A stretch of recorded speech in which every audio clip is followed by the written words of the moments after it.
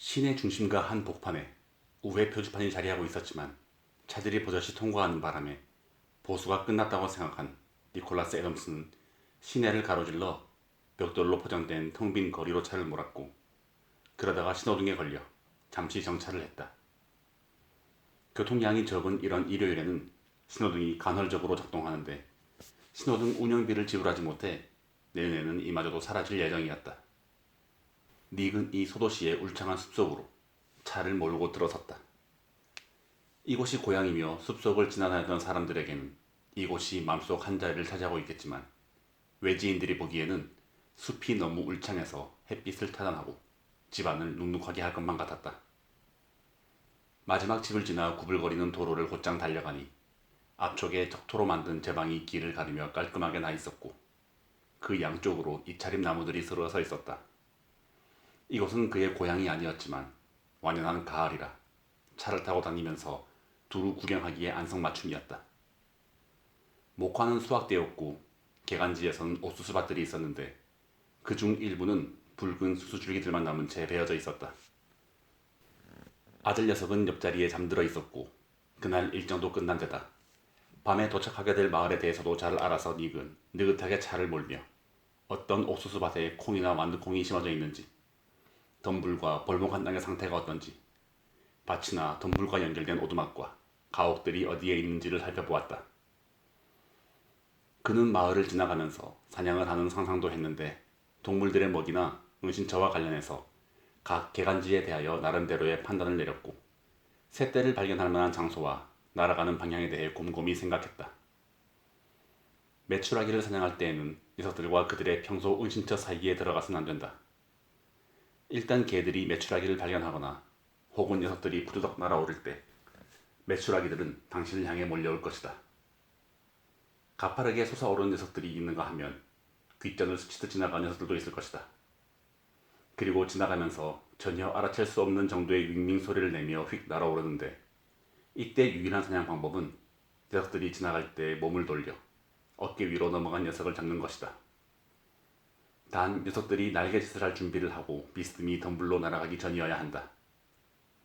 아버지가 그에게 가르쳐준 대로 이 마을에서 메추라기 사냥을 했던 니콜라스 애덤스는 아버지 생각이 나기 시작했다. 아버지를 떠올릴 때면 언제나 제일 먼저 눈부터 생각이 났다. 건장한 체격에 민첩한 몸놀림, 딱 벌어진 어깨에 날카로운 매불이 있고, 가는 턱을 덮고 있는 턱수염은 전혀 생각이 나지 않았다. 언제나 눈만 떠올랐다. 눈은 눈두덩의 보호를 받고 있었다. 마치 아주 귀중한 기간을 위해 특별한 보호 조치가 마련된 듯 깊숙이 박혀 있었다. 아버지의 눈은 보통 사람이 볼 수 있는 것보다 훨씬 멀리, 그리고 훨씬 빠르게 볼 수 있었는데, 그 눈은 아버지가 받은 최고의 선물이었다. 아버지는 말 그대로 큰 뿔을 가진 수컷 영양이나 독수리 같은 시력을 가졌다. 그는 소숫가 한쪽에 아버지와 함께 앉아 있곤 했다. 당시 닉의 시력도 아주 좋았는데 아버지가 이런 말을 했다. 사람들이 깃발을 위로 올렸구나. 닉은 깃발은커녕 깃대도 보이지 않았다. 저쪽에, 아버지가 말했다. 너희 누나 도로시가 오는구나. 깃발을 들고 부두로 걸어오고 있네. 닉은 호수를 건너다 보았다. 나무들이 길게 늘어선 호숫가, 그 뒤쪽으로 키 큰 나무들이 모여있는 숲, 만을 둘러싼 갑, 농장에 탁 트인 언덕, 나무들 사이의 흰 오두막들은 잘 보였지만 깃대나 부두는 보이지 않았다. 그저 백사장과 구불구불한 해안선만 보일 뿐이었다. 갑쪽 언덕 위에 있는 양이 보이니? 네.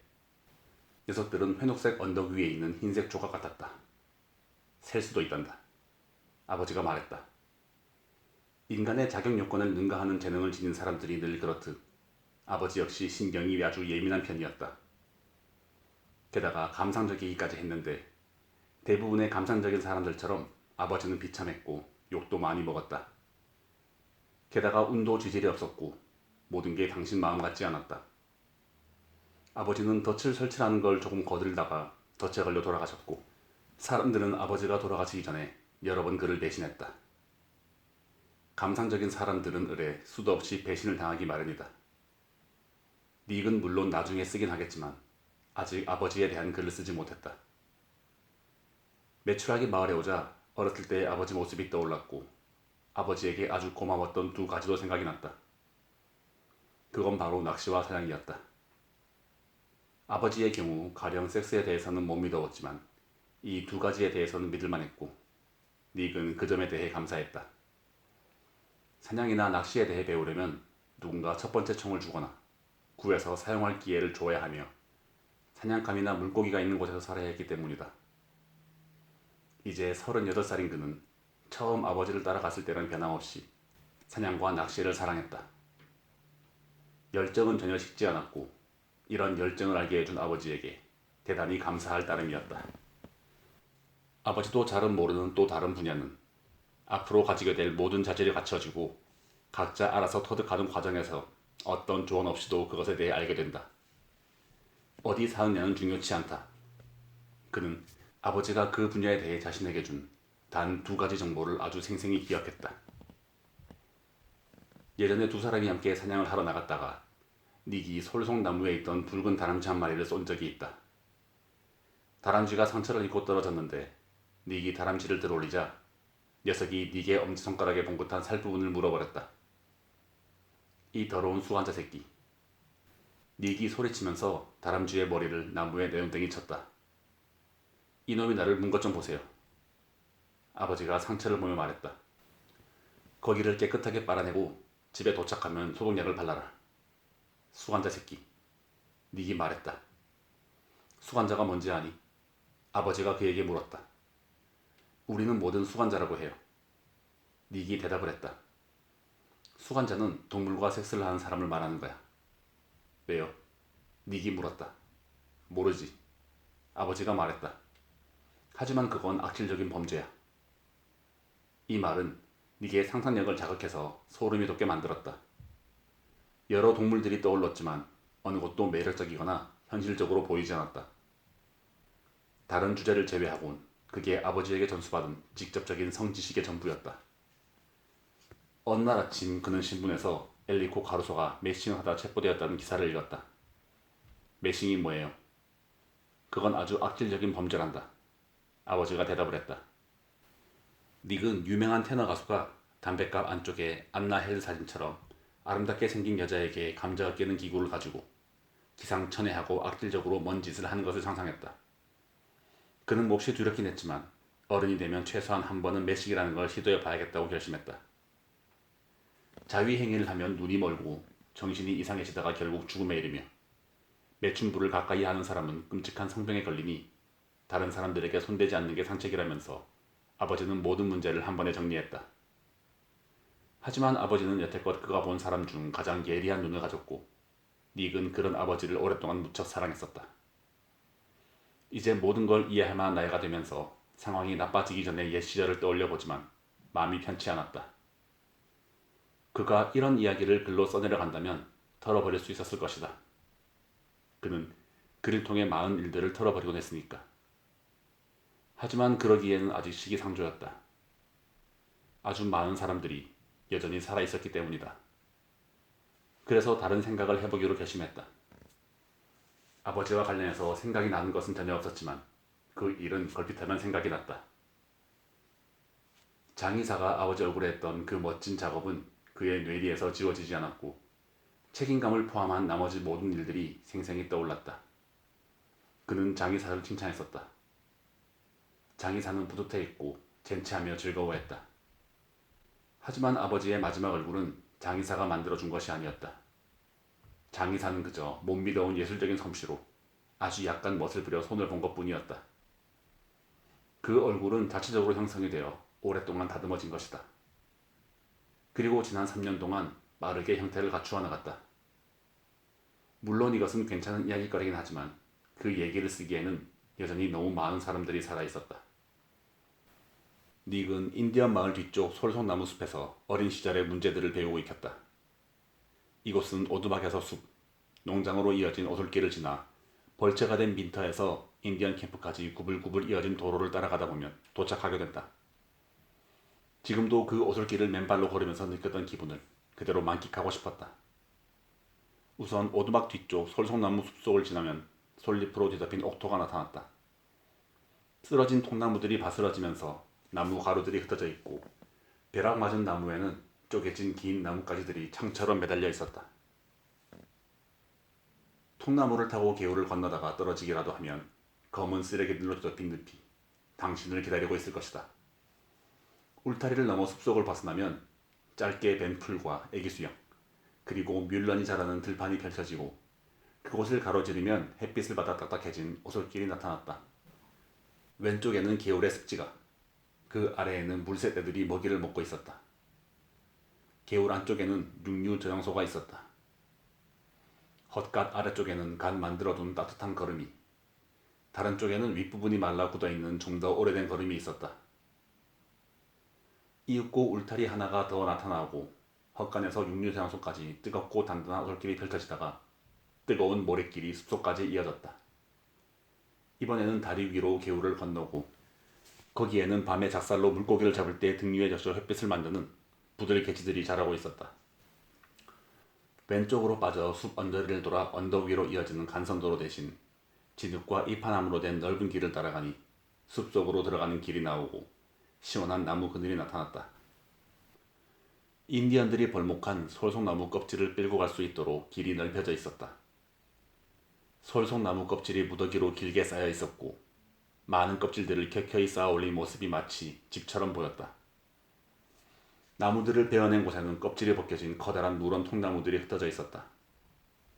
사람들은 통나무들이 숲속에서 썩도록 내버려 두었고 심지어 우등지를 치우거나 태우지도 않았다.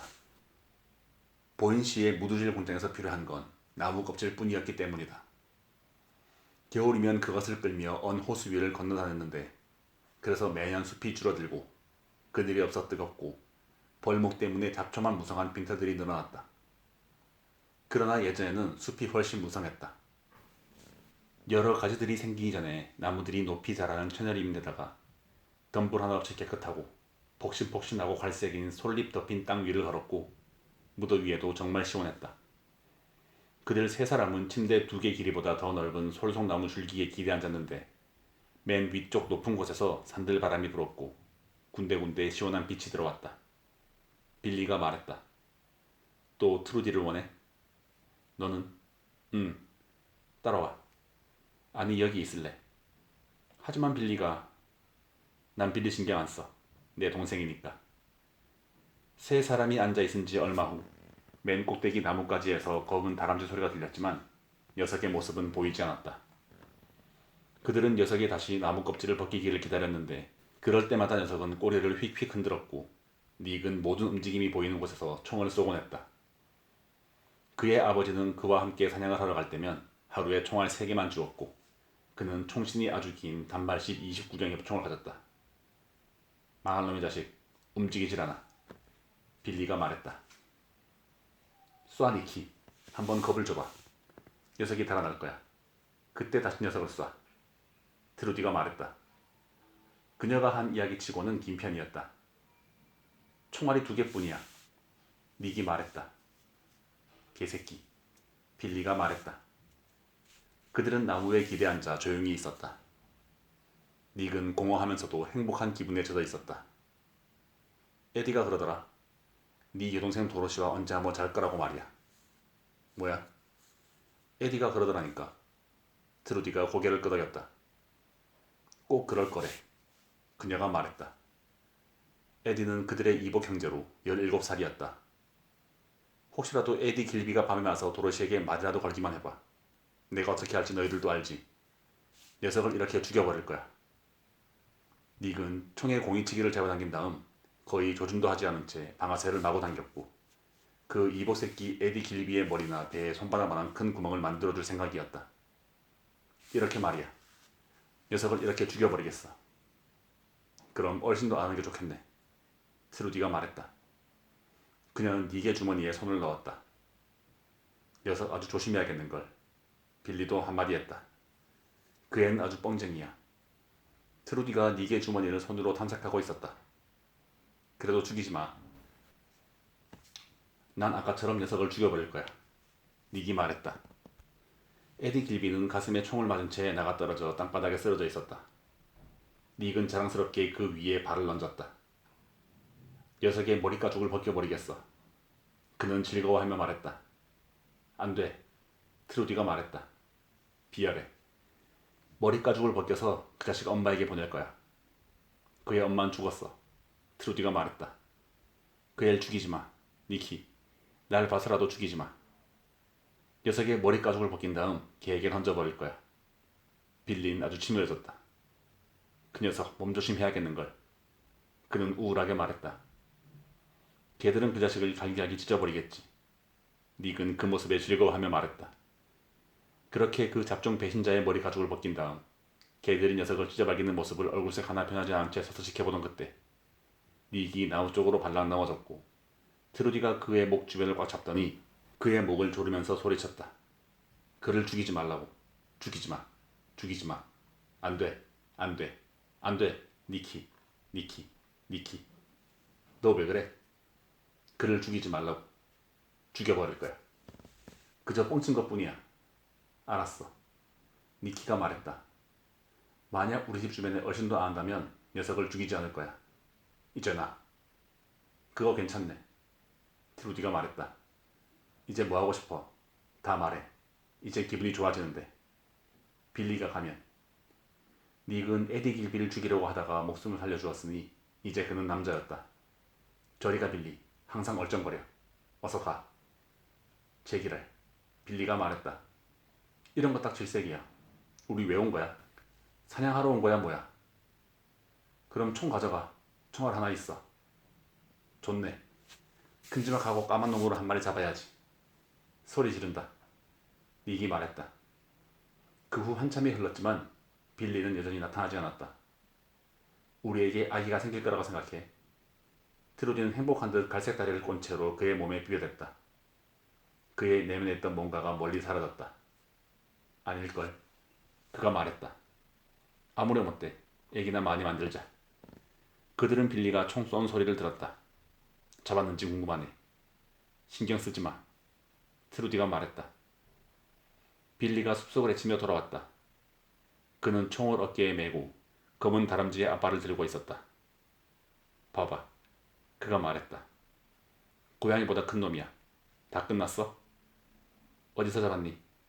저쪽에서. 녀석이 뛰어가는 걸 봤지. 나 집에 가야 돼. 닉이 말했다. 안 돼. 트루디가 말했다. 집에 가서 저녁 먹어야지. 알았어. 내일도 사냥할까? 좋아. 다람쥐 너 가자. 괜찮아. 저녁 먹고 나올래? 아니. 기분 어때? 좋아. 그래. 내 얼굴에 키스해줘. 트루디가 말했다. 이제 그는 고속도로를 따라 운전하고 있었고 날은 점점 어두워지는데 닉은 아버지에 대해 계속 생각하고 있었다. 하지만 하루가 다 끝나갈 무렵이 되자 아버지 생각이 나지 않았다. 하루가 끝나갈 무렵은 항상 닉 혼자만의 시간이었고 그때 혼자가 아니면 기분도 좋지 않았다. 다시 한번 아버지 생각이 나는 때는 가을이나 이른 봄, 대초원에 꼬마 도요가 있거나 곡식의 볕단이나 호수를 볼 때, 말과 마차를 볼 때, 아니면 야생 거위를 보거나 그 소리를 들었을 때, 그리고 물오리를 잡으려고 잠복하고 있을 때였다. 캔버스 천으로 싼 유인용 새를 공격하기 위해 휘몰아치는 눈발을 헤치며 독수리가 아래로 날아와 캔버스 천에 발톱이 걸린 채 날개를 퍼덕거리며 날아오르던 일도 생각이 났다. 사람들이 떠나버린 과수원, 새로 갈아놓은 밭들, 덤불, 작은 언덕이나 시든 풀밭을 지나갈 때, 나무를 쪼개거나 물을 퍼올릴 때, 제분소와 사과주스 공장, 댐 근처에 있을 때는 불현듯 아버지와 함께 있는 듯한 느낌이 들었다. 덮개가 없는 난로불을 보면 언제나 아버지 생각이 났다. 그가 살았던 마을은 그의 아버지가 알던 마을이 아니었다. 15살 이후로 그는 아버지와 함께 나눈 것이 하나도 없었다. 아버지는 추운 날이면 턱수염에 서리가 끼었고 더운 날에는 땀을 무척 많이 흘렸다. 그리고 떼약볕 속에서 농장일을 하는 것을 좋아했다. 그럴 필요는 없었지만 육체노동을 아주 좋아했기 때문이다. 그러나 닉은 그렇지 않았다. 닉은 아버지를 사랑했지만 아버지의 채취는 질식했다. 한 번은 작아서 못 입는 아버지 속옷 한 벌을 입어야 된 적이 있었는데 구역질이 날 것 같아 옷을 벗어 개울가 바위 위에 두고는 잃어버렸다고 거짓말을 한 적도 있었다. 아버지가 억지로 자기 속옷을 입히려고 하자 결국 그것을 어떻게 했는지 아버지에게 일을 직고했지만 아버지는 깨끗이 빤 거라고 했다. 물론 그 속옷 역시 마찬가지였다. 닉이 아버지에게 옷 냄새를 맡아보라고 했을 때 그의 아버지는 몹시 화를 내며 냄새를 맡더니 깨끗하고 아무 냄새도 나지 않는다고 우겼다. 닉은 속옷을 입지 않은 채 낚시를 하고 집에 돌아와서 그것을 잃어버렸다고 말했다가 거짓말을 했다고 매를 맞기도 했다. 그 후 그는 권총을 장전하고 공이치기를 잡아당긴 다음 문을 연 채로 장작 가까운 안쪽에 앉아 칸막이를 친 현관에서 신문을 읽고 있는 아버지를 건너보며 생각했다. 난 아버지를 지옥으로 날려버릴 수 있어. 죽여버릴 수 있어. 그러나 결국 분노가 사그라지는 것이 느껴졌고 그 총이 아버지가 준 것이라는 생각에 짜증이 좀 났다. 그러고 나면 그 냄새에서 벗어나기 위해 어둠 속을 걸어 인디언 마을로 향했다. 가족 중 가장 좋아하는 재치를 가진 사람은 딱 한 사람뿐이었다. 바로 여동생이었다. 그 외에 다른 모든 사람들과는 접촉을 피했다. 하지만 담배를 피우기 시작하면서 그런 감각이 묻어졌다. 다행스러운 일이었다. 새 사냥개에게는 그런 감각이 좋을지 모르지만 인간에게는 별 도움이 안 되니까. 아빠, 어렸을 때 인디언들과 사냥할 때 어땠어요? 잘 모르겠다.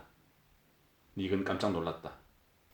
그는 아들이 깨어있다는 것을 전혀 눈치채지 못했기 때문이다. 아들은 옆자리에 앉아 그를 보고 있었다. 그는 꽤 외로웠었는데 아들이 계속 그와 함께 있었다. 그가 얼마나 오랫동안 그렇게 있었는지 궁금했다.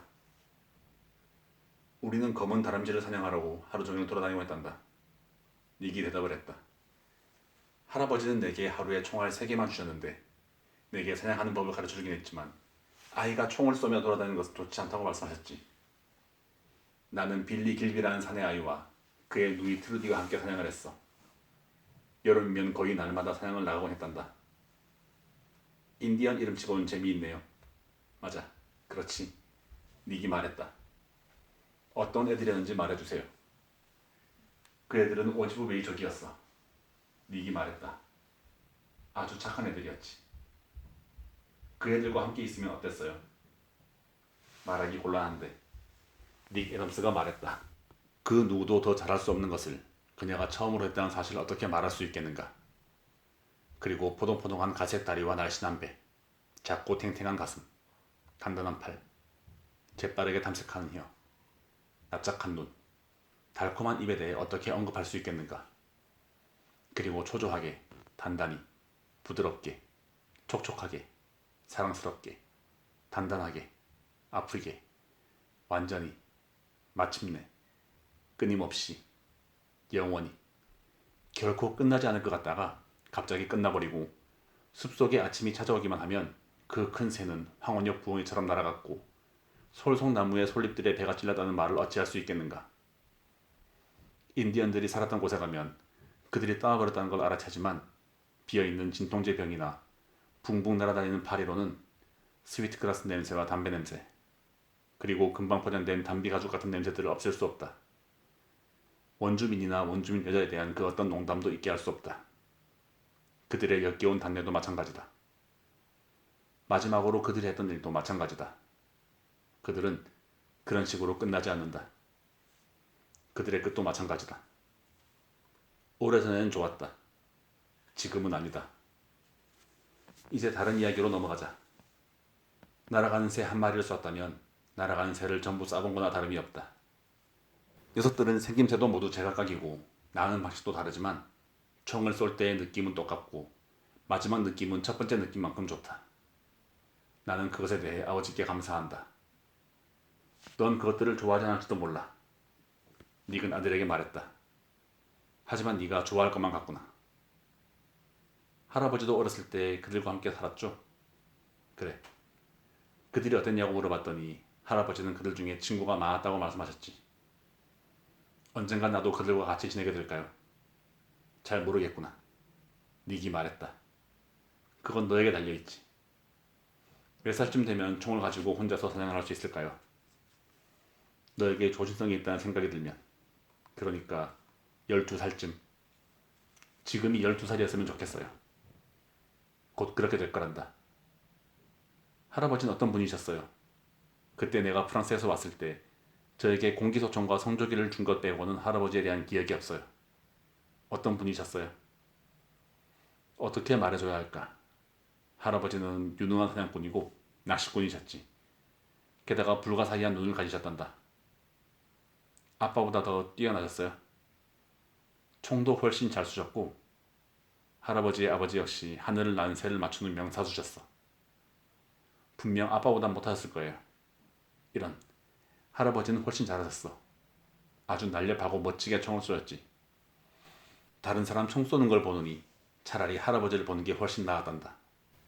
할아버지는 항상 내 총솜씨를 못마땅해 하셨지. 왜 우리는 할아버지 산소에 기도하러 가지 않아요? 우린 다른 나라에 살잖아. 그리고 여기서도 멀리 떨어져 있단다. 프랑스에서는 그런 건 아무 상관이 없을 텐데. 프랑스에 있다면 우리가 갈 수 있을 텐데. 할아버지 무덤에 기도하러 가야 된다고 생각해요. 언젠가는 가게 될 거야. 아빠가 돌아가시면 아빠 무덤에 기도하러 갈 수 있는 곳에 살았으면 좋겠어요. 그건 우리가 정하면 돼. 우리가 전부 가기 편한 곳에 묻혀야 한다고 생각하지 않으세요? 우리 다 프랑스에 묻히면 돼요. 그게 좋을 거예요. 난 프랑스에 묻히고 싶지 않단다. 닉이 말했다. 그럼 미국에서 가기 편한 곳을 찾아야겠네요.